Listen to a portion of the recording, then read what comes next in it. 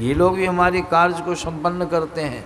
कहा गया है रामायण पाठ में, कभी कभी पाठ सुनते होंगे, वाल्मीकि राम का संवाद का पाठ होता है तो उसमें गौर से सुनिएगा।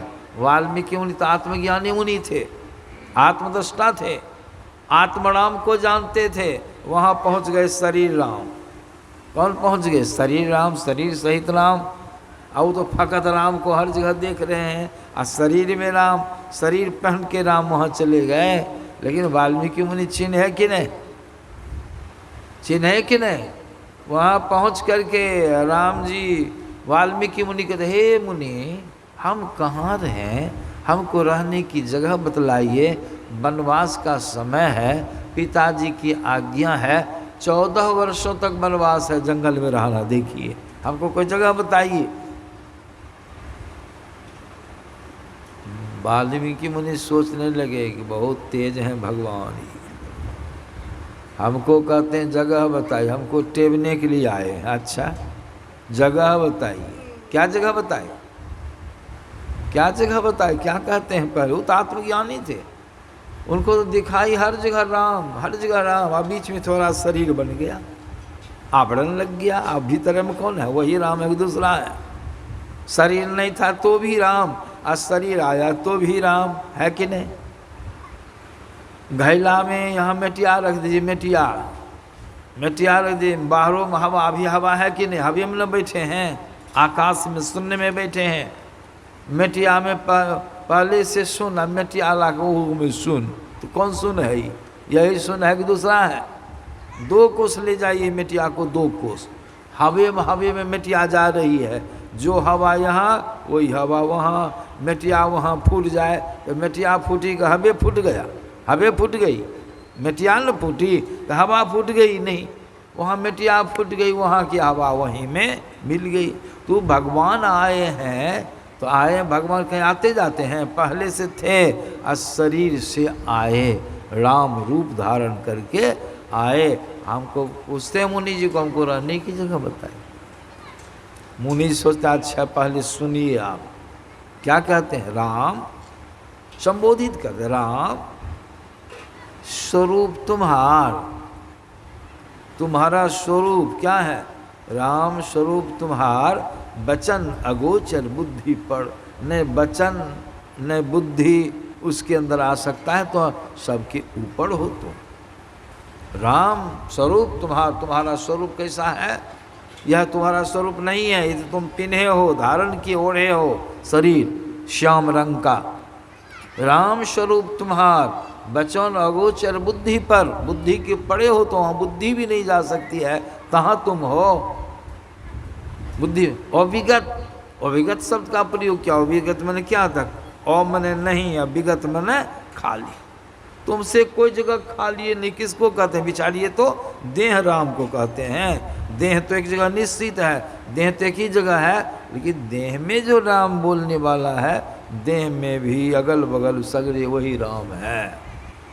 उनको झलक रहा, इसलिए कहा तुम्हारा स्वरूप ऐसा है कि तुमसे कोई जगह खाली नहीं। फिर कहते हो हमको रहने की जगह बताओ, तुम तो हर जगह है, ये है जगह क्या बता दें? कितना बढ़िया ज्ञान है, कैसा ठोस ज्ञान है। वचन अगोचर बुद्धि पर, अविगत कथा पार, नेत नेत नित निगम कह। निगम मने वेद का कहना है तुम्हारा अंत नहीं है, तुम्हारा जिसका अंत नहीं है इस यहाँ पर नहीं होगा, वो सब जगह। अंत में कहते कहते वहीं पर कहा उन्होंने, हे राम जग पेखन तुम देखन हारे, विधि हरि शंभु न चावन हारे, अतएव न जानहि मरम तुम्हारे, और तुम्हें कोई जान न हारे। ब्रह्मा विष्णु को तुम न चाहते हो तो तीनों देवता को, वो देवता भी तुम्हारे रहस्य को नहीं जानता है, तुमको और जानने वाला कौन है? ऐसा जवाब दे दिया रामचंद्र जी। सोच गरे राम एक रत्ते मुनि जी को कहे, हम मुनि जी कितना कह दिया हमको बढ़िया से चिनते हैं। आज उसको शरीर का ज्ञान है, सगुने का ज्ञान है, आराम भगवान गधा बन के आ जाए यहाँ तो हम लोग तो डंटे से खबर लेंगे कि नहीं? कहिए। जिसको शरीर का ज्ञान है, शिव राम ऐसे हैं, वो राम कहीं गधा बन के, कुत्ते बन के आ जाए हम लोग को जांचने के लिए, कुत्ता शरीर, तो हम लोग बिना मारे छोड़ेंगे? यहाँ घुस जाए तो बंधु चाल चिन्हे राम को नहीं, राम को नहीं चिन्ह पाए। तो रामचंद्र जी अंत में कहते कहते वाल्मीकि मुनि क्या कहते हैं सो देखिए। इतनी बातें तो कह दी, अंत में आप क्या कहते हो? हे राम पूछहु मोही कि रहहु कह, तुम हमको पूछते हो कहाँ रहें। अब हम ही तुमको पूछते हैं, पूछने में तो लज्जा लगती है, पूछे बिना मन नहीं मानता है, हम ही पूछते हैं। क्या पूछें? कहते हैं पूछहु मोही कि रहूँ कह, मैं पूछ सकूँ जहाँ न हो तहाँ देहु कही, और तुम्हें बताबऊँ ठाव। क्या करें? अब राम को ही कहते तुम जहाँ नहीं हो जगह तुम ही खोज के हमको बोलो कि हम फलना जगह में सनहा गाँव में नहीं है। चलो तो सनहे गाँव में तुम कुटी बना के रहो, तुम तो सब जगह हो, हमको तो सब जगह तुम झलकते हो। अगर तुम फिर कहते हो कहाँ रहें तो तुम ही कहो कहाँ नहीं हो। भगवान चुप हुए से चुपे रहे। अरे राम, मतलब क्या हुआ? मुनि जी आत्मज्ञानी थे, मुनि जी आत्मराम को जानते थे, वहाँ राम पहुँचे। इसलिए मैंने कहा ब्रह्मा विष्णु महादेव तीनों को नचाने वाले एक ईश्वर परमात्मा हैं, वही हैं विश्वकर्मा असली। वो कौन विश्वकर्मा है? जिन्होंने सबको बनाया, विश्व को बनाया, धरती बनाया, सूर्य बनाया। ये कौन विश्वकर्मा बनाया? आकाश बनाया। ये गाछ वृक्ष को किसने उत्पन्न किया? परमात्मा ने। अब विश्वकर्मा जी को किसने बनाया? ये भी जान लीजिए। वो विश्वकर्मा जी को उत्पन्न करने वाले कौन है? वही राम, वही ईश्वर, वही परमात्मा। सही है कि गलत है? बात सही है कि गलत है? वही विश्वकर्मा। तब उनकी भी पूजा पाठ लोग करते हैं। बढ़िया बात उसको कीजिए, ठीक ठाक। अब पाठ में सुने हैं, देखिए देवता कहाँ हैं? देवता की आराधना करते हैं, बाहर में मंदिर बनाते हैं, शिवालय बनाते हैं। बनाना चाहिए सत्संग भजन ध्यान करने के लिए। लेकिन अभी शिव शंकरी तंत्र के श्लोक को आपने श्रवण किया। भगवान शिव की वाणी क्या कहते हैं? भगवान शिव जी कहते हैं देयस्थाः सर्व विद्याश्च देयस्थाः सर्वदेवताः देयस्थाः सर्वतीर्थानि लेकिन गुरुवाक्येन लभ्यते। श्री सद्गुरु महाराज की जय। देयस्था मतलब क्या हुआ? भगवान शंकर कहते हैं, उनकी वाणी मानिएगा कि नहीं? देह में स्थित सब विद्याएं हैं, सारी विद्याएं। 14 किस्म की विद्याएं होती हैं, सारी विद्याएं इसके अंदर, आपके अंदर, हमारे अंदर, सबके अंदर। देशस्था सर्व विद्याश्चा देयस्था सर्व देवता। जितने देवताओं का नाम सुनते सब देवता आपके देह के अंदर में विराज। देख बुझते हैं, बहुत लोग जानते हैं कि देह में सब देवता हैं। अब भगवान शिव हम लोग को बता रहे। सत्संग सुनिएगा तब न ज्ञान होगा। देयस्था सर्व देवता। और रामायण जी को भी पढ़िएगा तो रामायण जी में भी तुलसीदास जी महाराज ने बतलाया है क्या? इंद्री द्वार झरोखा नाना, इंद्री द्वार झरोखा नाना, तह तह सुर बैठे करी थाना। क्या मतलब हुआ? इंद्रियों का जितना दरवाज़ा है उस सब द्वार पर एक मुख्य देवता थाना बना करके अपने अधीनस्थ देवताओं के साथ विराज।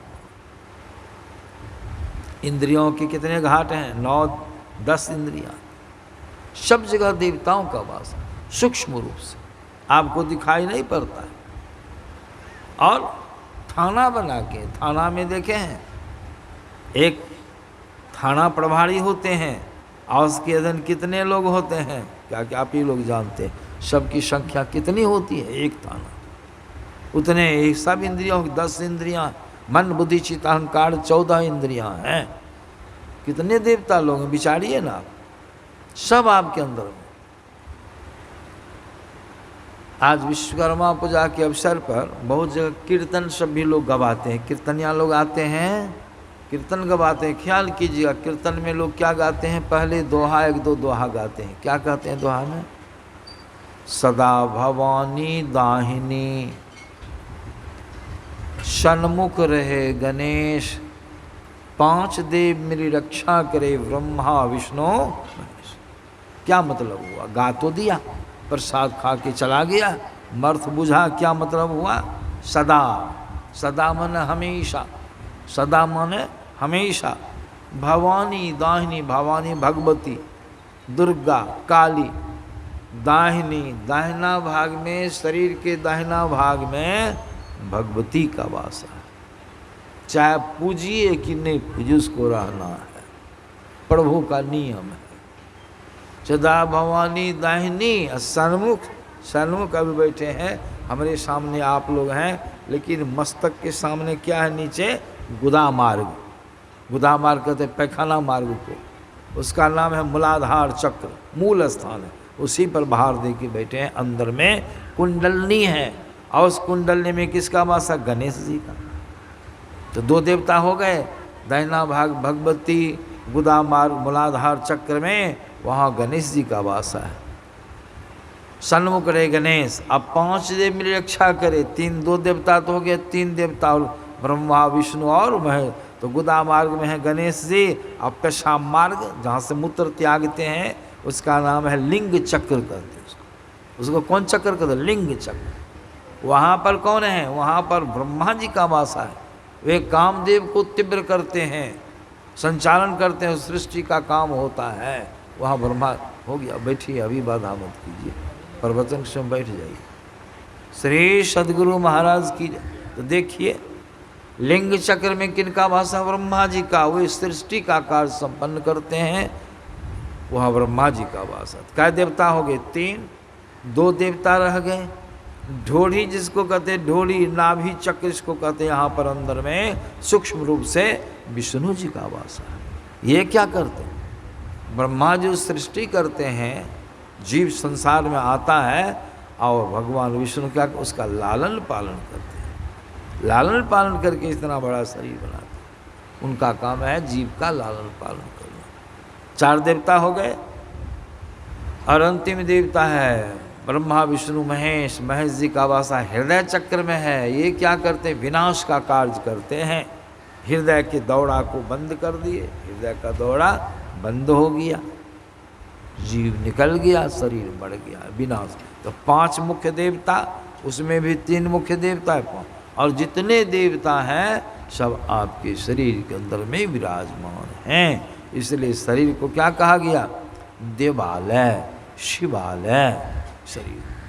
कोई आपसे, लेकिन जब तक गुरु की शरण में नहीं जाइएगा तब तक देवता विद्या सब तीर्थ रहने पर भी कोई तीर्थ को आप जान नहीं सकते। गुरु वाक्यन लभ्यते। देवता की बात सब तीर्थानि देहस्था सर्व तीर्थानि। कितने तीर्थ किए हैं? युधिष्ठिर जी महाराज बहुत तीर्थव्रत किए। बहुत लोग बहुत तीर्थ करते हैं, तीर्थ में जाते हैं, लेकिन भगवान शिव जी कहते हैं जितने तीर्थों को बाहर में जाके करते हो वह सब तीर्थ तुम्हारे अंदर में। देख अंदर धसिएगा तब ना। इस शरीर 3.5 हाथ का झलकता है, दिखाई पड़ता है। नाप में 3.5, आपने अपने हाथ से सबका शरीर 3.5 हाथ का है। लेकिन कबीर साहब ने शरीर के बारे में कहा, काया बरो समुद्र के रो, था न पावे कोय, मन मर जहे डूबी के हो, मानिक परखै सो। नहीं है ना, अभी पाठ में कबीर साहब की वाणी पढ़ी गई है। अभी देखिए तीर्थ में, सब तीर्थों का राजा कौन है? ख्याल कीजिएगा आप, सब तीर्थों का राजा कौन है? इलाहाबाद में जाते हैं तीर्थराज प्रयाग, उसका नाम क्या है? तीर्थराज प्रयाग। श्री सद्गुरु महाराज की जय। समझे? श्री सद्गुरु महाराज की जय। क्यों कहते हैं जानते हैं? कि वो कोई सुत गए, ओंघ गए तो, और कोई उधर देखने लगे ट्रैक्टर को, तो हम कहते हैं श्री सदगुरु हाथ इधर घूम जाइए। हम इसीलिए कहना पड़ता, सचेत हो जाइए, इसीलिए कहते हैं बीच बीच में। तो जब जब कहेंगे आप लोग सीधा हो जाइए, बढ़िया। श्री सदगुरु। सत्संग में बाधा होनी चाहिए, तुम जानो, समझे। अब देखिए तीर्थ, तीर्थ देखिए, ख्याल कीजिएगा, एक तीर्थ जो है तीर्थराज प्रयाग, वो कहाँ है? इलाहाबाद में है कि नहीं? वहाँ पर 3 नदियों का मिलन बतलाया गया है 2 ही नदी, 2 ही नदियाँ हैं, गंगा और जमुना। गए हैं कि नहीं? जो गए होंगे तो हम गए हैं। तीसरी नदी नहीं है, 2 नदियाँ, गंगा और जमुना। तो तीसरी कहाँ चली गई? अंतः सलीला, अंतर अंतर बहती। मतलब क्या हुआ? जहाँ पर दोनों नदियों का मिलन हुआ है, वह जो मिलन स्थल है, मिलन रेखा है, वहीं पर सरस्वती जी का निवास है। तो त्रिवेणी संगम हो गया। वहाँ नहाने से सब पाप धुल जाता है। सोच लीजिए, हम बेसी नहीं बताएंगे। अगर सब पाप धुल जाता तो युधिष्ठिर जी महाराज नहाए थे कि नहीं? उसमें वो छूट गया था, उनसे कोई तीर्थ छूटा है? वो भी नहाए लेकिन पाप धुला। एक शब्द झूठ बोले थे, अश्वत्थामा हतो नड़ोवा कुंजरा कुंजरो, क्या उस पाप से छूट गए? आप छूट जाइएगा, हम छूट जाएंगे? नहीं। एक रत्ती पाप किया, झूठ बोला गुरु के साथ, उस पाप कर्म का फल उनको भोगना पड़ा, नरक जाना पड़ा। तो वहाँ तीर्थराज, वहाँ तीनों नदियों का संगम है, मिलन है, वहाँ लोग नहाते हैं। कैसे नहाते हैं? किसका स्नान होता है वहाँ? किसका स्नान होता है? आपका क्या आपके शरीर का? आपका मन है, कल से सुना रहे आपका मन, आप आत्मा। वहाँ किसका स्नान होता है? देह का।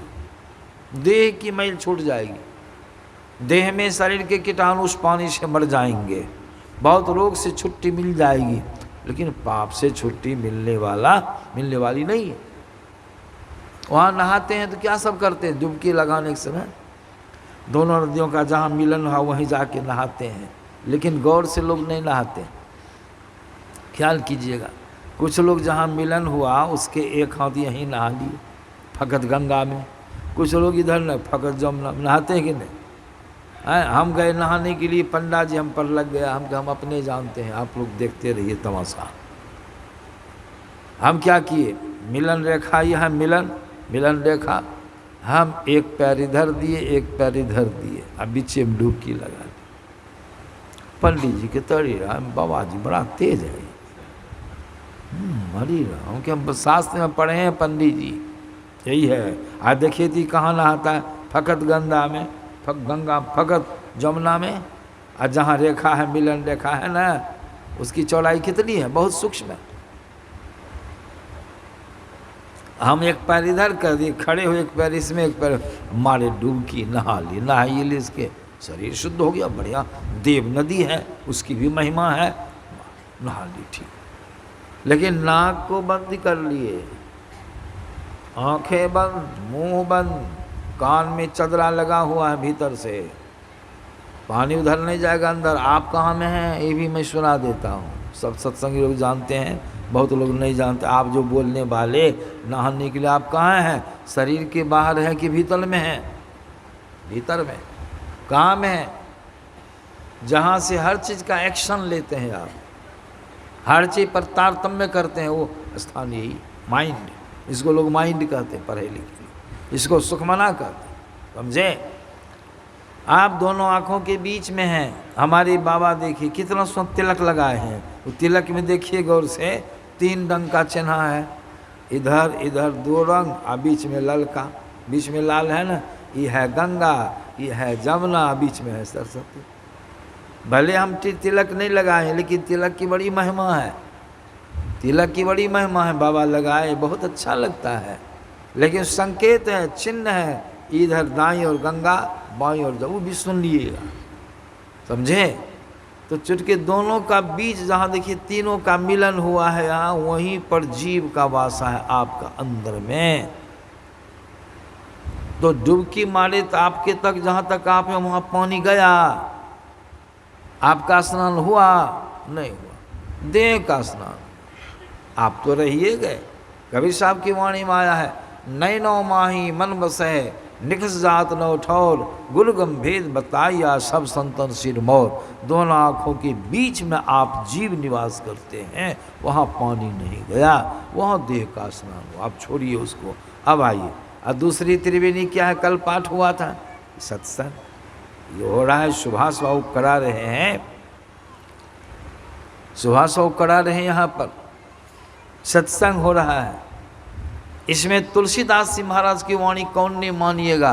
तुलसीदास जी महाराज कहते हैं, सुनि समझहि जन मुदित मन, मज्जहि अति अनुराग, लहि चारि फल तनु साधु समाजु प्रयाग। प्रयाग शब्द आया, एक प्रयाग इलाहाबाद में, दूसरी प्रयाग यहाँ सत्संग आपके गांव सनहा गाँव, ये बगीचा में है। इसमें भी गंगा जमुना दो धारे हैं, सरस्वती तीनों धारा बह रही है, वो भी सुन लीजिए।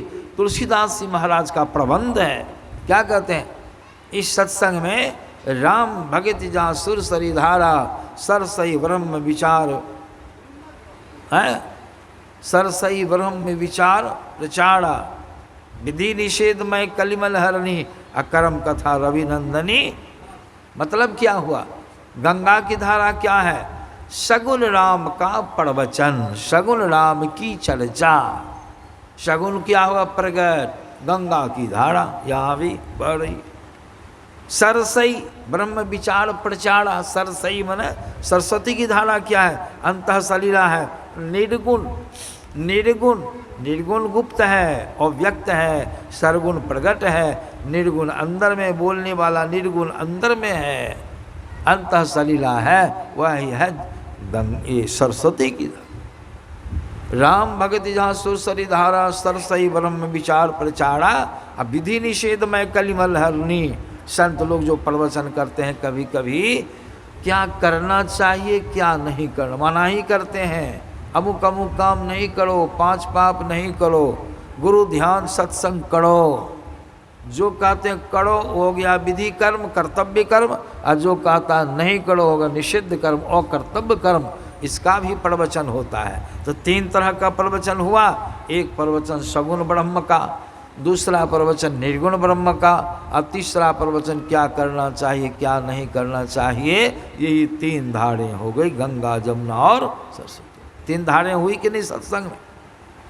लेकिन एक बात की कमी खटक रही है सबों को, क्या, लोग कहेंगे 3 नदियों का तो मिलन हो गया, तुलसीदास जी महाराज 3 नदियों का प्रबंध कर दिया, लेकिन पानी रहेगा तब न उसमें डुबकी मारेंगे। पानी सुखले में बैठे हैं, सुखले में कि नहीं, कहिएगा ना बाबा सुखले में है।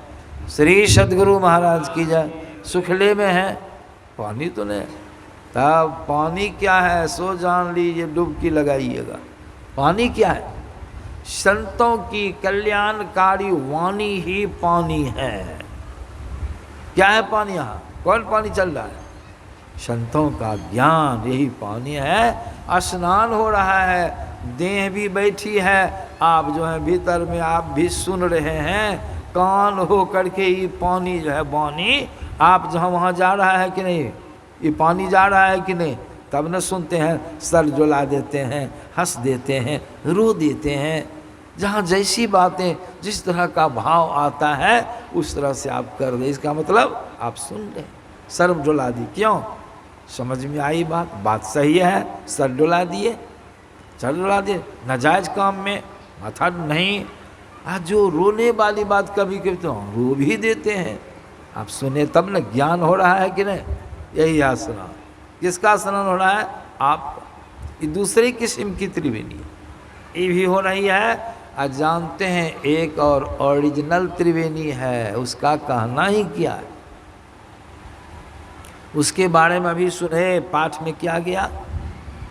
भगवान शंकर कहते देखिए 3 नदियाँ, आपकी 2 आँखें हैं, गंगा जमुना, बायां दायां बायां 2 आँखें हैं ना, संत लोग कहते हैं दाहिनी आंखों की गंगा की धारा प्रवाहित होती है, अब बाईं आंखों की जमुना की धारा, और दोनों के बीच में है सरस्वती। इरा तिष्ठति वामेन पिंगला दक्षिणेन च तयोर मध्य परम स्थान, उसके दोनों के मध्य में सरस्वती परम स्थान। इसी को हमारी गुरु महाराज ने कहा, गंग जमुन जुग धार मदई सरस्वती वही, फुटल मनुष्बा के भाग गुरु गम नाही लही। ये गंगा जमुना सरस्वती, इधर से नाक, इधर से दोनों आँखें, तीनों का जहाँ कटान हुआ है, या बाबा जो तिलक लगाए थे कि तीनों का जहाँ मिलन हुआ है, वहीं पर सुखमना है आपके अंदर में। तत्र स्नानं, तत्र वहाँ जो स्नान करता है, सर्व पाप प्रमुच्यते, सभी पापों से उसको मुक्ति मिल जाती है। ये त्रिवेणी आपके अंदर महान तीर्थ, आप बोखते हैं बाहर, तीर्थ अंदर बोखते हैं। इसीलिए इसी को संतों ने बड़ा सुंदर दर्शाया, आपके अंदर में भी त्रिवेणी है। दाईं आँख उसको कहते इंगला, दाईं आँख इंगला, बाईं आँख को पिंगला, बीच में सरस्वती। दाईं आँख को गंगा, बाईं आँख को जमुना, बीच में सुखमना, एक ही बात। इसको दाईं आँख में जो धारा है उसको कहते हैं सूर्य धार, सूर्य नारी। बाईं आँख में धारा है उसको क्या कहते, चंद्र नारी, चंद्र नारी शीतलता। दाईं आँख में गर्मी की धारा, बाईं आँख में ठंडी की धारा, पॉजिटिव और निगेटिव सब है। इसी पर बिजली सब बनाया है वैज्ञानिकों ने, पहले भगवान बनाया। और दोनों तार को जोड़ दीजिए, इंगला पिंगला, गंगा जमुना, सूर्य चंद्र, पॉजिटिव, ये दोनों तार को जोड़िए। लेकिन जोड़िएगा किससे? बिना गुरु से जुक्ति जाने, जुक्ति जान के जोड़ना पड़ता है। जुक्ति जान के जोड़िएगा, यही है भजन, राम का भजन, असली भजन यही है। इसी को भगवान राम ने कहा, और एक गुप्त मत सभी कहो कर जोड़ी, शंकर भजन बिना नर भक्ति न पावे। यही जोड़, कर जोड़ी, दोनों किरणों को जोड़ो, उनका संकेत यही है। यही है कल्याणकारी भजन है। यह भजन जो करेगा राम भगवान को मेरी भक्ति इसको मिलेगी। यही है त्रिवेणी स्नान। अंदर में त्रिवेणी स्नान ध्यान के बाद सब पापों से आपको छुट्टी मिल जाएगी। इसलिए यह तीसरी त्रिवेणी है। आप तीनों त्रिवेणी के विषय में सुन लिए, सब आपके शरीर के अंदर। बिंदुनाद महालिंगम शिव शक्ति निकेतनम, देहं शिवालयम प्रोक्तं, सिद्धिदं सर्वदेही नाम। सबको देह में सिद्धि मिलती है। बाबा कबीर की वाणी भी सुने। अब तो समय कम है, हो गया 9 बज गया है, तो बाबा कबीर के मन लाल लाल जो सब कोई कहे, सबकी गांठी लाल, आ गांठी खोल के पड़खे नहीं तासो है। मतलब ईश्वर ईश्वर, परमात्मा परमात्मा चिल्लाते हैं, कहाँ में परमात्मा? आपकी गट्ठड़ में, आपकी गिरह में। जड़ चेतन की गिरह है, उसी में परमात्मा छिपे हैं। जब तक जड़ में से चेतन को नहीं हटाइएगा, जब तक जीव जड़ से शरीर से अलग नहीं होगा, तो राम का दर्शन उसको नहीं होगा। इसको दोपहर में सुनेंगे। अभी सुन रहे थे बड़ा सुंदर एक प्रसंग, कौन सुना रहे थे प्रसंग, बड़ा बढ़िया। परमात्मा ईश्वर, ये सब बात दोपहर में हम सुनावेंगे आप लोगों को। ख्याल है अभी का सत्संग मेरे ख्याल से 9 बज गया है। फिर पूजा पाठ में भी लोग करेंगे, तो अभी का सत्संग यहीं पर विसर्जित किया जाता है। अब कबीर साहब की वाणी रह गई है, और ये जो पाठ होगा अपराह्न काल के सत्संग में आप लोग आइएगा। जितने लोग आए हैं, गुरु महाराज कहते थे एक सत्संगी को कम से कम 9 सत्संगी बनाना चाहिए। अब बेसी जितना, वो 9 को भी ज्ञान होगा। संत मत का ज्ञान तो ध्यान करेगा, कल्याण बाहर का भटकाव छूटेगा। और सत्संग में आए तो एक सत्संग कम 9 सत्संगी को लेके आइए। सत्संगी माने बुझे, जो धार्मिक आदमी है, सुनने वाले, उसको लाइए। एक सत्संगी 9 सत्संगी को लाए तो कितने सत्संगी हैं? क्या होगा? अब तो भूले को घर लावे, और सो जन हमको भाव। भूले भंगठे को जो रास्ता दिखा देता है, परमात्मा उस पर प्रसन्न होते हैं। तो सबको सूचना दे दीजिएगा, ऐसा मौका फिर बार बार लगने वाला नहीं है। परे साल से हमारे सुभाष बाबू सत्संग के लिए कह रहे थे अस्थिर, समझे? तो अब समय हुआ, आइएगा। तो अभी मैं विश्राम करता हूँ, विराम देता हूँ। अब हारमोनियम सामने में आगे एक भजन में सुना देता। श्री सद्गुरु महाराज बचाने वाले हैं।